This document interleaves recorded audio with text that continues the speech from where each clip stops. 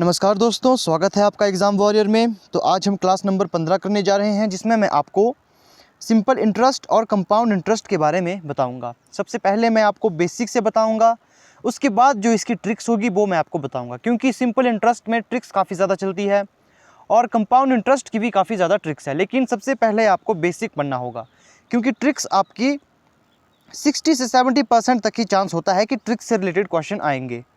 लेकिन अगर आपका बेसिक स्ट्रांग होगा तो आप 100% सारे क्वेश्चन करने में सक्षम रहोगे।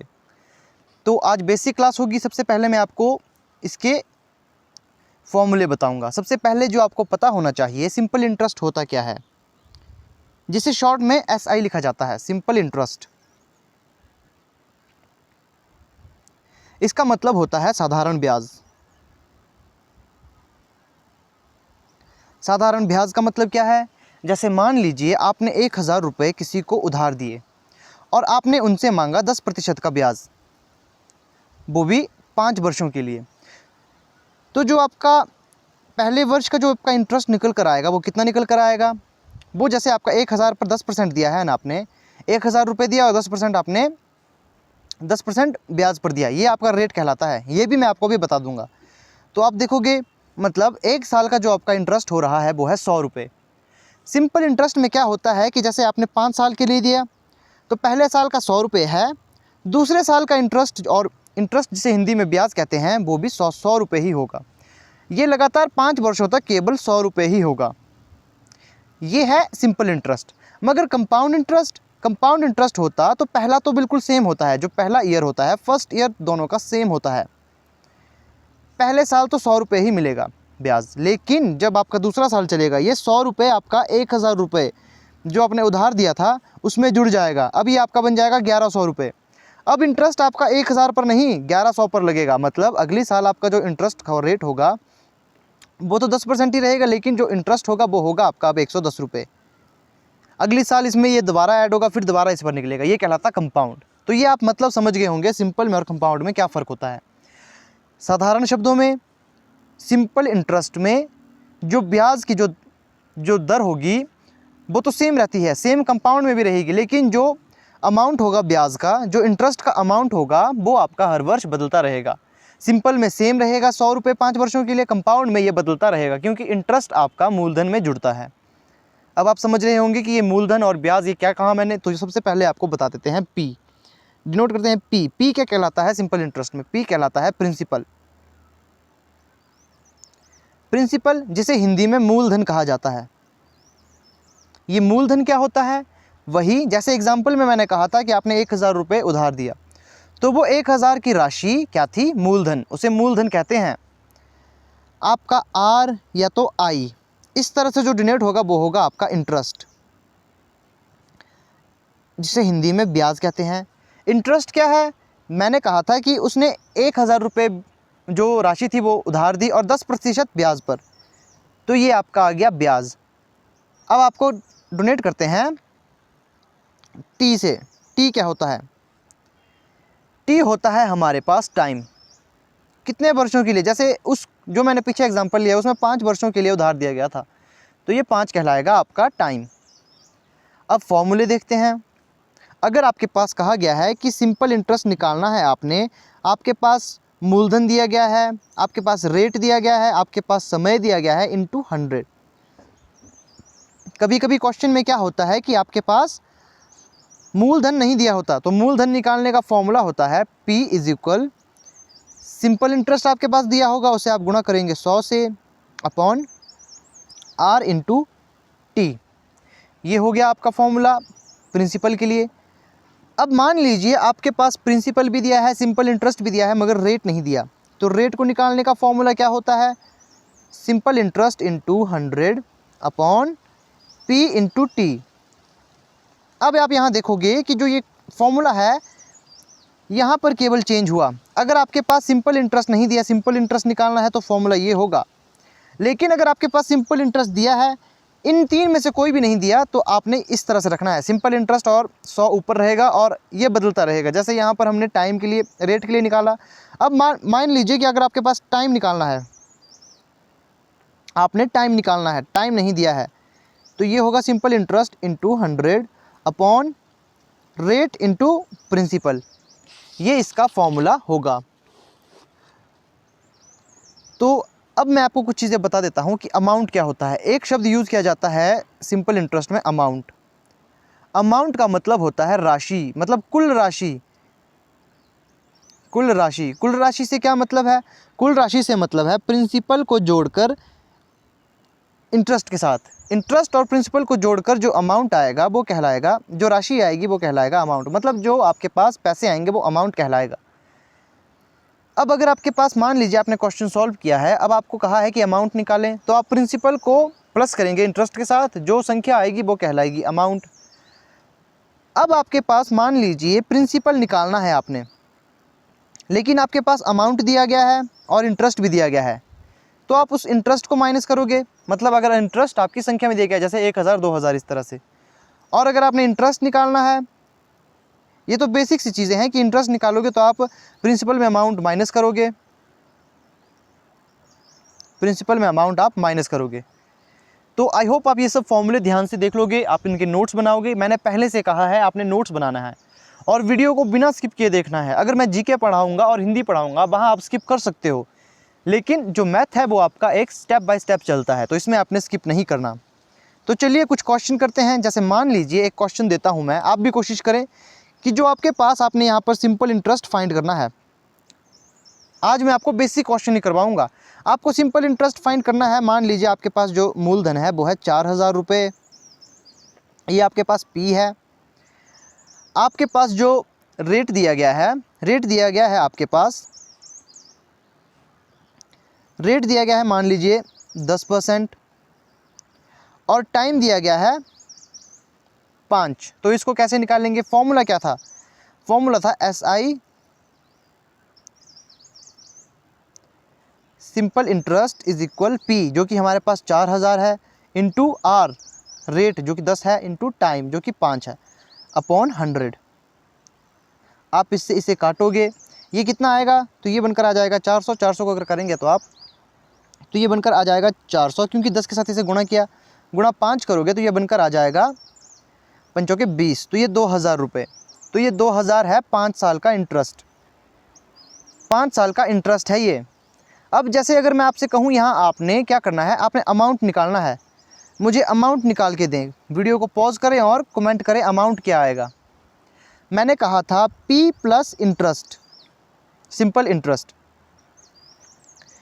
तो जब आप ऐड करोगे तो हमारे पास P कितना है? P हमने मान के चले थे 4000 है, इंटरेस्ट आया हमारे पास 5 साल का कितना? 2000, तो अमाउंट बन गया हमारे पास 6000। तो ये होगा आपका आंसर। अब मैं एक एग्जांपल ले लेता हूं। जैसे यहाँ पर कहा गया है कि,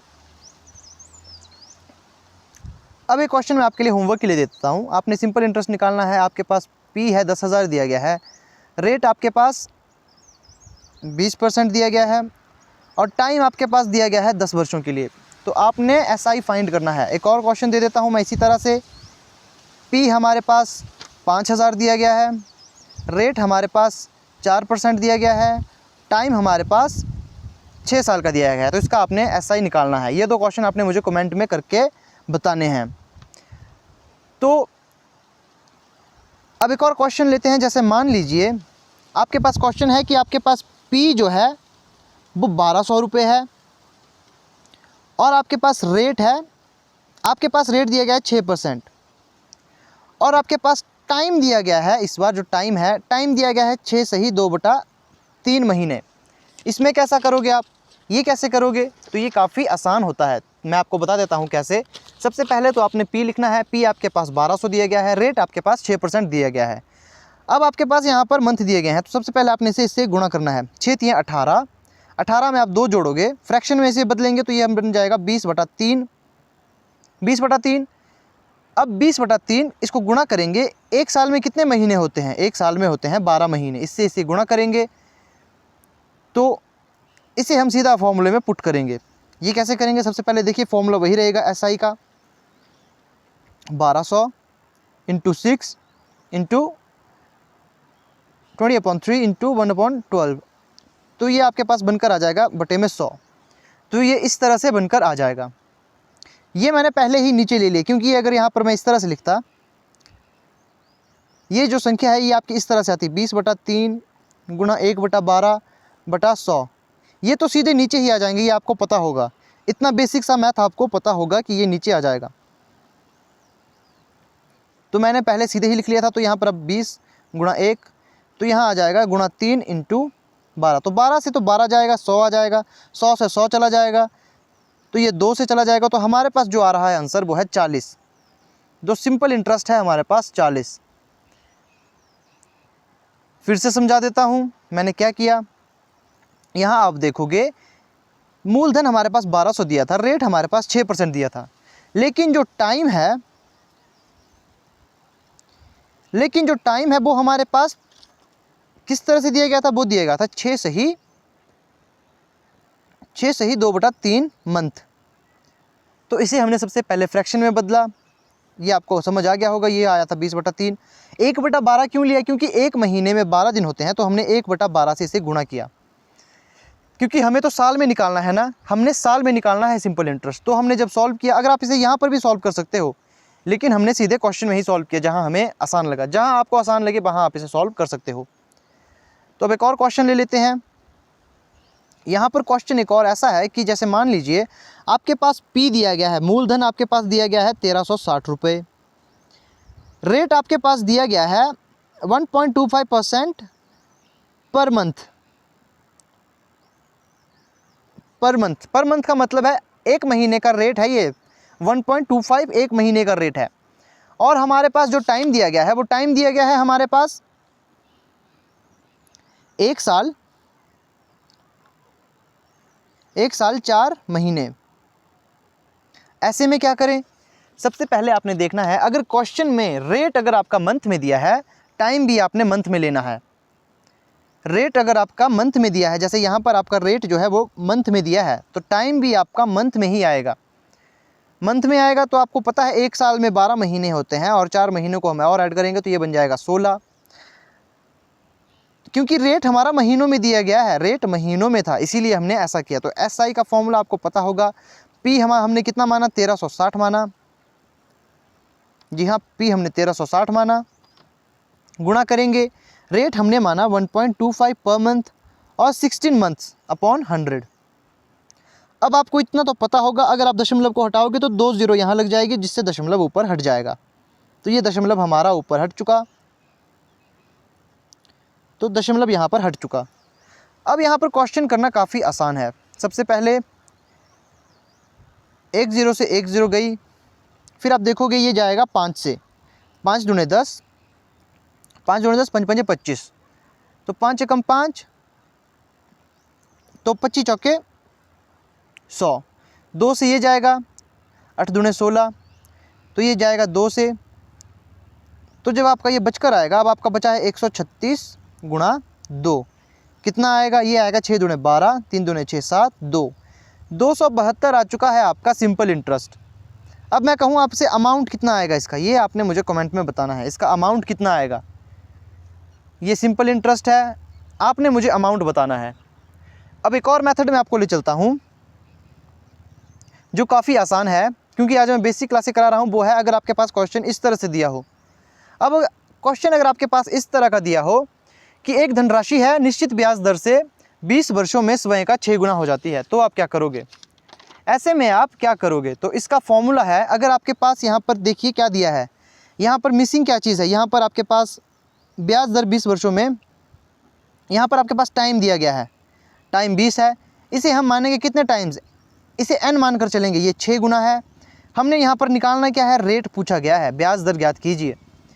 तो जब ब्याज दर पूछी गई हो तो इसका फॉर्मूला जो होता है वो होता है n-1 अपॉन टाइम इंटू 100, ये इसका फॉर्मूला।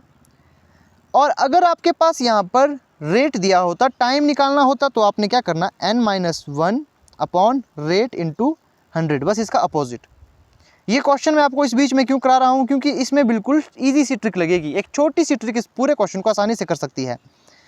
तो ये मैंने आपको फॉर्मूला बताया इसका। तो n हम जो ये गुना में दी गई वैल्यू है, यहाँ पर पूछा गया है कि ये कितना गुना हो जाएगी, मतलब 6 गुना हो जाएगी, 6 गुनों का हम n मानते हैं। तो यहाँ पर n है हमारे पास 6 - 1, टाइम दिया गया है हमारे पास 20 × 100, इसे जब आप करोगे तो ये बन जाएगा 5/20 गुणा 100, 5 चौके 20 और 25 चौके 100। तो ये आपके पास आंसर आ चुका है 25। आंसर आपके पास है कितने, जो रेट है वो है 25% रेट। ये क्वेश्चन हो चुका सॉल्व पहला। अब मैं यहाँ पर उम्मीद करूँगा कि आप वीडियो को पॉज करेंगे और इस क्वेश्चन को खुद से करेंगे। आई होप आपने वीडियो पॉज की होगी। कमेंट ज़रूर करें, चाहे गलत आंसर आए इससे कुछ फ़र्क नहीं पड़ता। फ़र्क ये पड़ता है कि आपने कोशिश की। अगर आप कोशिश ही नहीं करोगे तो आपको ये क्वेश्चन आने वाले नहीं। तो वीडियो को अभी भी पॉज कर सकते हो और इस क्वेश्चन को सॉल्व कर सकते हो। तो यहाँ पर क्या है, एक धनराशि है साधारण ब्याज की दर से। यहाँ पर रेट दिया गया है 12%। 4 गुना हो जाती है, n हमारे पास 4 दिया गया है, तो मतलब हमने t फाइंड करना है। होगा क्या, जैसे कि फॉर्मूला बताया था n-1, तो 4 - 1, तो हमारे पास रेट दिया गया है 12 गुणा 100, तो ये बन जाएगा हमारे पास 3/12 गुणा 100, 3 चौके 12, 25 चौके 100, तो 25 साल हमारे पास टाइम लगेगा। 25 साल लगेंगे इसको, 25 ईयर्स लगेंगे। कितने समय में एक धनराशि 12% साधारण ब्याज की दर से अपने का 4 गुना हो जाएगी, तो 25 साल लगेंगे उसे। एक और क्वेश्चन देखते हैं। यहाँ पर क्या कहा गया है, एक धनराशि 5 वर्षों में अपने का 5 गुना हो जाती है। 5 वर्षों में, टाइम मतलब 5 दिया गया है, n हमारे पास 5 है। इस धनराशि को स्वयं का 9 गुना होने में कितना समय लगेगा, तो स्वयं का 9 गुना होने में कितना समय लगेगा, ये क्वेश्चन पूछा गया है यहाँ पर। तो इसमें क्या होगा, सबसे पहले आप देखोगे, सबसे पहले यहाँ तक क्वेश्चन सॉल्व करें कि एक धनराशि है 5 वर्षों में 5 गुना हो जाती है, तो 5 - 1/5 गुणा 100। अब आप इसे सॉल्व करोगे तो ये बनकर आ जाएगा आपके पास 4/5 × 100, ये बन जाएगा 20, तो ये आ जाएगा 80%। तो ये एक धनराशि 5 वर्षों में अपने का 5 गुना हो गई, कितने परसेंट ब्याज से, 80% ब्याज से। लेकिन यहाँ पूछा गया है कि इस धनराशि को स्वयं का 9 गुना होने में कितना समय लगेगा। तो अब यहाँ बात कौन सी है, यहाँ पर रेट दिया गया है, n दिया गया है, हमें टाइम निकालना है। n में होगा 9-1/80% रेट है। अब 80% रेट हमें पता लग चुका है, यहाँ हमें समय फाइंड करना है। क्वेश्चन के 2 हिस्से होने थे, 2 पार्ट्स में क्वेश्चन डिवाइड होना था, इनटू 100। ये आपके पास आ गया, तो ये बन जाएगा 10, तो मतलब कि 10 साल लगेंगे। 80% की दर से 10 साल लगेंगे किसी संख्या को अपने का 9 गुना होने में। जैसे यहाँ क्वेश्चन कहा गया था कि एक निश्चित धनराशि को स्वयं का 9 गुना होने में कितना समय लगेगा, तो 10 वर्ष लगेंगे। अगला क्वेश्चन देखते हैं। यहाँ कहा गया है कि एक धनराशि 45 वर्षों में अपने का 4 गुना हो जाती है। सबसे पहले बात आप यहाँ पर क्वेश्चन कर सकते हो, कैसे करोगे, 4 गुना हो जाती है मतलब 4 - 1/45 गुणा 100, ये आ जाएगा 3/45 गुणा 100, ये 15 से, तो ये 15 से कट जाएगा, तो यहाँ पर कितना आएगा, तो यहाँ पर आ जाएगा हमारा, तो इसे हम ऐसे ही मानकर चलेंगे, ये आ गया हमारे पास 100/15। आगे कहा गया है कि इस राशि को स्वयं का 6 गुना होने में कितना समय लगेगा। 6 गुना होने में मतलब कि 6 - 1 100/15, इसका मतलब होगा कि 15 ऊपर चला जाएगा, ये आपको पता होगा। तो ये आपका 15 ऊपर चला गया गुणा 100, तो यहाँ पर आप देखोगे अब क्या होगा, ये हमारे पास आ जाएगा 5 × 15/100, तो 100 से 100 गया, तो ये आपके पास आ गया 75, तो 75 साल लगेंगे इसे। तो इस धनराशि को स्वयं का 6 गुना होने में 75 वर्ष लगेंगे। 75 वर्षों में ये इतनी हो जाएगी। तो ये थे आज के क्वेश्चंस। आई होप आपको वीडियो पसंद आई होगी। अगर वीडियो में कुछ गलती है तो मुझे कमेंट करके ज़रूर बताएं ताकि मैं उसे सुधार सकूं। और जिसने चैनल को सब्सक्राइब नहीं किया है वे चैनल को ज़रूर सब्सक्राइब करें। और अगर आपको वीडियो लगती है कि काम की है, कुछ नया सीखा है, तो ही इसे शेयर करें। और मिलते हैं नेक्स्ट वीडियो में।